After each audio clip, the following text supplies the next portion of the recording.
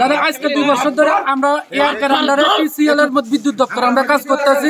এখানে আমরা 570 থেকে 580 জন আছি junior operator and technical assistant. ঠিক আছে, দেখা গেছে যে আমরা 4 মাস 5 মাস অন্তর 1 মাসের স্যালারি দিই। তাও স্যালারিটা দেয় যে আমরা কারো কেউ আছে যে অপারেটরে থাকলে টেকনিক্যাল অ্যাসিস্ট্যান্টের স্যালারি ঢুকতেছে 6,980 টাকা ঢুকতেছে। আমরা কিন্তু গভর্নমেন্ট কিন্তু আমরা ইপিএফ প্লাস ইএসআর টাকা কিন্তু তারা আনতে আছে, কিন্তু আমরা ওই টাকাটা 1 টাকা পে করছে না। তারারও ফোন করার সত্ত্বে আমরা কোনো টাকা পে করবো কয়ে সেটা তারা মোবাইল নাম্বারটা সুইচ অফ করে রেখে দেয়। আজকে এত বছর হয়ে গেছে গা, আমরা ন্যূনতম ওখানে তার কাছে 5 থেকে 6 মাসের টাকা পানা রয়ে গেছে। আর ইপিএফ প্লাস ইএসআই আমরা 2 বছর পর্যন্ত তার কাছে পানা রয়ে গেছি, 1 টাকা আমরা ক্লিয়ার করছে না।